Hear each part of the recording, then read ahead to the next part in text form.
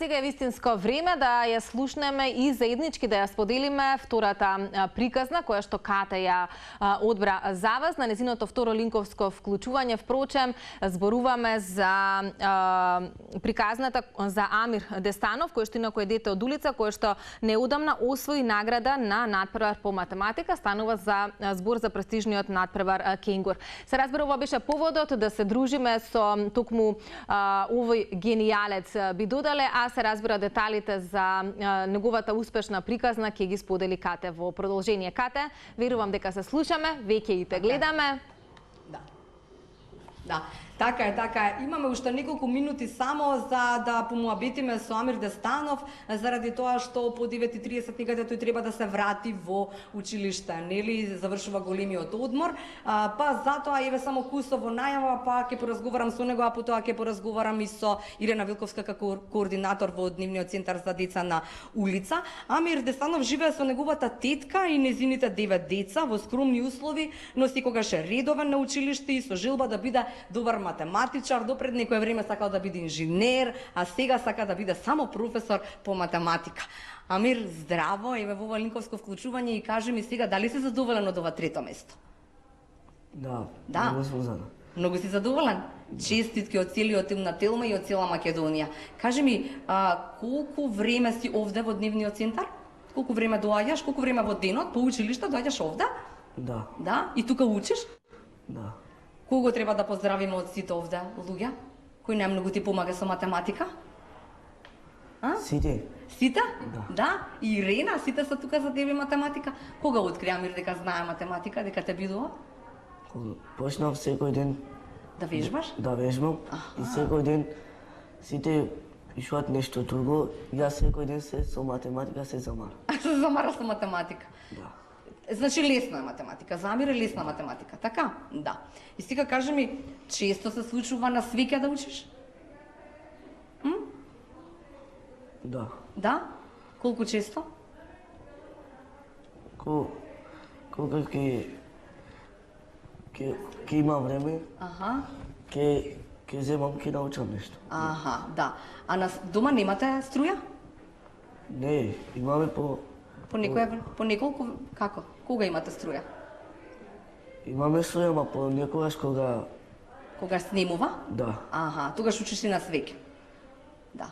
Што да им кажеме на сите оние кои што ја гледаат оваа твоја приказна? Како може да ти помогне? Што најмногу ти треба? Ти сакаш да проложиш и да станеш професор по математика. Условите се тие, твојата тетка сака ти да бидеш. Ја следи твојата желба да станеш ти математичар, така? Да. Што ни треба сега? Тука ти е средното училиште, се договоривме дека таму ќе проложиш, ама за професор ти требаат и подобри услови, така? Да. Да, што ти треба, Амир? Кажи ни. Како да ти помогнат луѓето еве што гледаат сега? Не знам. Не знаеш? Облека имаш? Имаш. Или можеби ти треба и облека? Ти требаат финансии, можеби? За некое патување да ти обезбедиме сега летово сите заедно, сакаш така? Да. На летување да те пратиме. Може така? Може. Каде би одел? Да се договориме пред да ги собираме парите ние. Каде би сакал да одиш? Во Охрид или во Грција? Може во Охрид. Во Охрид може. Ваши. Еве на сите им кажувам сега, телефоните на Телма во рака и начинот ќе го обезбедиме заедно со Ирена. Само да ни кажеш уште некоја минута, 9:30 ќе ни утепаат од школа дека треба да се вратиш на училиште. Ова е она што од кое што учеше, така, Амир? Ова е Кенгур над преварот. Како ми рече, од 20-та страна па се до крај беа задачите. Требаше за колку време да решиш колку задачи? Ни даделе време од 1 час до 45 минути. Добро. Сите задачи да ги решим. Колку задачи беа? 30 задачи. 30 задачи. Добро. Каде утнавме за да бидеме трето место? За да бидеш трето место, што не реши? Реши се? Не знам, тука не ми покажува дека... Не ти покажаа дека не било нешто точно? Така е, да. Поздрав, Амир, до тебе и посакувам да не биде ова последната диплома која што си ја освоил. Следниот пат да се договориме дека ќе не викнеш кога ќе станеш професор, а јас ветувам дека ќе направиме напори да те испратиме на вистина ова лето како заслужено дете. Така, да одиш на ледување. Може така? Договорени сме. А сега си на час 3. Така, не знаеме што е македонски или германски, ама нека не почекаат професорите, фала им што те пуштија. Да. Ете така. Ти можеш сега слободно да помогнеш тамо, да ти помогна да отидеш во училиште, да. А јас овде продолжувам со Ирина Вилковска. Вие сте координатор во Дневниот центар за деца на улица. Ами веројатно имаше и трема, но секако може да ни раскажете и дел од неговата приказна и дел од приказната на Дневниот центар за деца на улица. Еве сите заедно уште еден апел. Му треба помош на Амир, но му треба помош и на Дневниот центар за деца на улица. Така, пред се, добар ден на сите, добро утро на сите. Пред да започнам, само да спомнам дека овој дневен центар функционира континуирано 2006 година, кој што навистина во овие 16 години тимот со ентузијастички дух успеваше да наоѓа средства и начини за да ги продолжи активностите со оваа ранлива категорија на дечиња, деца на улица. Се случувало овој центар и да немало финансиска поддршка, меѓутоа навистина сме работеле се во интерес на самото дете, затоа што доколку дојдеше до прекен на услугите, на поддршката на самите дечиња и на семејството, тогаш децата повторно ќе се вратат на улица и сиот оној труд кој што сме го вложиле би бил нели залуден. Инаку децата на улица и нивните семејства се комплексни, социјални, ајде да наречеме и економски проблеми имаат. Се судруваат со најразлични бариери кои што потешко им иде за да можат да бидат повеќе прифатени во општеството. Со дечињата се работи навистина не само на работните, подигање на работни, културни, работни вештини, практикување, градење на тие добри образци на однесување, на моралните вредности, затоа што нели велиме овој дневен центар е за сите нас. Да навистина не се случило во овие 16 години да фали нешто на нас вработените или од центарот. Меѓутоа можеби така дека сме се поставиле дека овој центар е заеднички, се што треба ќе го поделиме, ќе ви го дадеме, никој ништо не носиме нели по дома. Ете така. Ирина, знам дека со возбуда се зборува секогаш кога нешто се сака и се прави од љубов, тоа се гледа и на прва, но нели еве сега прв пат сме овде и да ни кажете, сега во Мигов имате 61 дете, но знаел овој дневен центар да има и над 100 дечиња. Така, во изминатите 2-3 години сме работеле со и повеќе од 100 дечиња, навистина. Тоа се деца кои што, деца на улица, деца во социјален ризик, кои што од било и некои причини се нашле повторно на улицата. Пред 2,5 години работевме со повратници, роми кои што биле баратели на азил во западните европските земји, и кои што со нивното доаѓање повторно им требаше за да влезат во тој систем на заштита, здравствена, социјална и така натаму. Меѓутоа, самиот сега просторен капацитет ни налага да работиме со помала група, да даваме услугите да квалитетно, нели како што треба да се нудат и да има резултати, затоа што во овие изминатите 16 години низ овој центар поминале над 500 деца, кој што можеби овој навидум број е мал, меѓутоа ние работиме престојот на детето е 1 година, но доколку нема подобрување, продолжува активноста со детето и со семејството. Но она што сакам да го кажам дека и по навршувањето на 18-та година центарот ја дава таа поддршка, работно ги оспособува, обука за работни вештини, вклучување нели во продажбата на уличниот магазин лице в лице, кој што е една убава одскочна нели скала за да можат понатаму да бидат конкурентни повеќе на пазарот на трудот. Меѓутоа исто работиме и на подигање на родителскиот капацитет. Многу е битно, затоа што нели семејството е стожерот токму на самите дечиња. Наидуваме најчесто и на соработка, но има и несоработка. Можеби во текот на 2-3 дена да се во ред, меѓутоа повторно мал недостаток на тие финансии, повторно да се измести, повторно затоа што семејството најчесто го гледа детето како алатка за да заработи. Не е убаво да го кажуваме, нели, меѓутоа тоа е фактот и тоа е причината. Можеме ли низ призмата на Амир и неговата приказна да ни дообјасните сето тоа што можеби овде тој нели со своите години не можеше да ни го раскаже, можеби и срам, можеби и трема и се заедно. Колку е тука Дневниот центар за деца на улица да му помогне на секој, па и на Амир како дете, за да ги пронеде своите вештини, нели, и да успее? Така, со Амир работиме од 2013 година, значи еве повеќе од 8 години. На почетокот Амир беше затекнат на питачење заедно со неговиот роднина кој што туку што дошле од Велес, заедно со неговото семејство, претрпеле семено насилство и биле сместени кај тетката тука во Шуторизер. Ете така.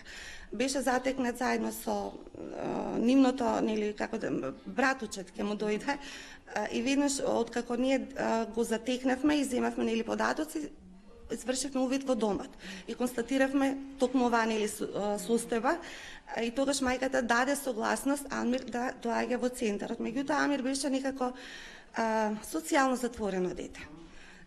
Ненаметлив, тивок, мирен, и основните, оние базични, основни на работење ги немаше стекнато. Вниманието, концентрацијата не му беше повеќе од 2-3 минути. Секој стануваше, сакаше да излезе надвор и така да ден по ден градевме навика, нели, за да го задржиме неговото внимание. Па понатаму писменувањето и како што тргна на училиште се боравме за неговата, нели, редовност, затоа што секогаш го даваме акцентот за важноста, нели, на образованието, кој што е еден битен елемент за да може да бидат да конкурираат, нели, понатаму на пазарот на трудот. Од друга пак страна, кај Амир се пројави исто желба за математика. Толку буквите не ги усвои колку што броевите. Навистина. И кога секогаш најчесто одиме првен со образовната работилница, македонски, нели, изучување, потоа одиме со букви, со броевите, собирање од земање, он секогаш се истакнуваше. Јас. На почеток одевме со сметалката, нели, 1, 2, 3, он веќе идеше и до 20 да смета. Можеби тоа самата улица си го направила своето, нели, со паричките колку да, затоа што он имаше проблеми. Ако му рекол, например, 10 плюс 20 колку е, него му беше потешко. Меѓутоа, кога ќе му спомневме банкноти или монети, он веднаш ги кажува 30 или 15. Вистина, можеби така и таквото главче размислувало, нели, на тој начин, да.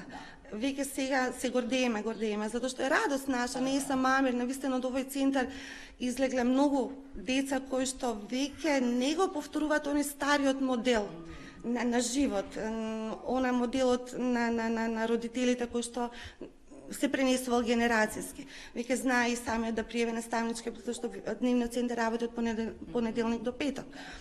За време на викендите знае некој детенце ако излезе он да го пријави. Значи, она довербата кој што ја градиме, едноставно ние сме тука како нивно семејство, мислам, второ семејство, да не е.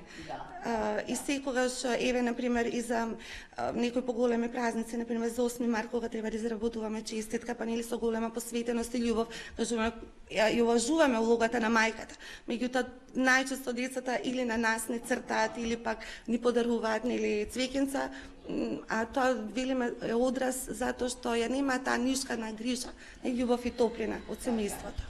Сега, не дека молиме за помош, но добро би било на овој дневен центар да му се помогне, заради тоа што кубурите со финансии во овој миг и не знаете до кога ќе има, нели, а овие сите деца сега се 60, некогаш биле над 100, така убавите приказни како оваа на Амир да се плетат одовда. Тука се социјален работник, психолог, педагог, вие како координатор, сите луѓе кои што се задолжени за овие деца. На кој начин, еве, ние да би спратиме еден апел преку Тилма, преку медиумите, може да им му се помогне на овој дневен центар? Јас само би рекла, ајде да ја направиме промената и да ја видиме кој што сакаме да ја видиме. Секој е подаден на рака,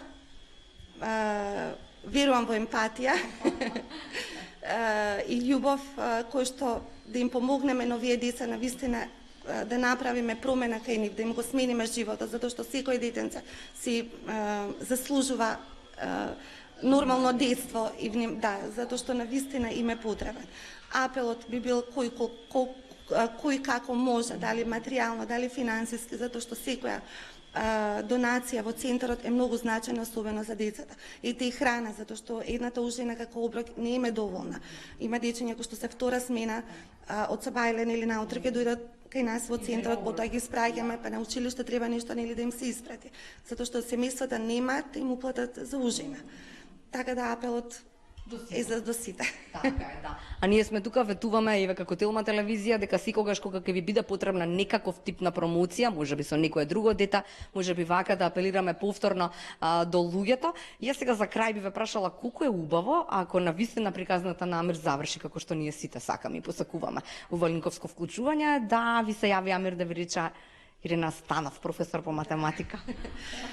Убаво, навистина, онај топлина на срцето и на душата, затоа што сиот оној труд кој што сме го вложеле, тоа ни е оној плодот што ние потоа го имаме. Но и убав пример за самата средина. Ќе биде потик и за неговите другарчиња, за неговите соседи, затоа што ќе рече да, можело, доколку имаме труд и желба, се постигнува во животот. Ирина, ви благодарам за ова линковско вклучување и нека биде ова ден на Амир Дестанов. Тој е нашиот денешен херој, тој е овде во Дневниот центар за деца на улица и ајде сите заедно, ветив јас некако во ова линковско вклучување, само ми дојде некако летото е пред нас, дека Амир Дестанов заслужува да отиде, еве тој посака Охрид, зошто не, да се собираме сите заедно и да го испратиме Амир Дестанов на крајот на ова наше издание, нели оваа сезона наша на утринска на Телма на летување, а во Дневниот центар за деца на улица сите некако да подадеме рака како што ни рече нашата Ирина Велковска.